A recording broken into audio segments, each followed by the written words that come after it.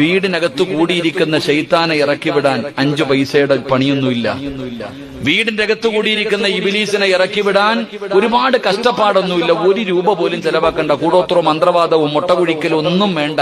ഖുർആനിലെ ഒരായത്ത് ഓതിയാ മതി, വീട്ടിൽ നിന്ന് ഇബിലീസ് ഇറങ്ങിപ്പോകും. അള്ളാഹു ഈമാൻ നൽകുമാറാകട്ടെ. വീട്ടിൽ കൂടിയിരിക്കുന്ന ഇബിലീസിനെ ഇറക്കി വിടണമെങ്കിൽ ഖുർആനിലെ ഒരായത്ത് ഓതിയാ മതി. അള്ളാഹു നമുക്ക് പഠിക്കാൻ ഭാഗ്യം നൽകുമാറാകട്ടെ. പറഞ്ഞുതരട്ടെ, ഖുർആനിലെ ഒരായത്ത് ഓതിയ നിന്റെ വീടിനകത്ത് കൂടിയിരിക്കുന്ന ശൈത്താൻ ഇന്ന് തന്നെ ഇറങ്ങിപ്പോകും. അള്ളാഹു ഇറക്കിവിടാൻ ഭാഗ്യം തരുമാറാകട്ടെ. ഏതായത്തെന്നറിയുമോ? അള്ളാഹുവിന്റെ വിശുദ്ധ ഖുർആനിലെ ആയത്തുൽ കുർസിയ്യ്. അള്ളാന്റെ പരിശുദ്ധമായ ഖുർആനിലെ ആയത്തുൽ കുർസിയ്യ്.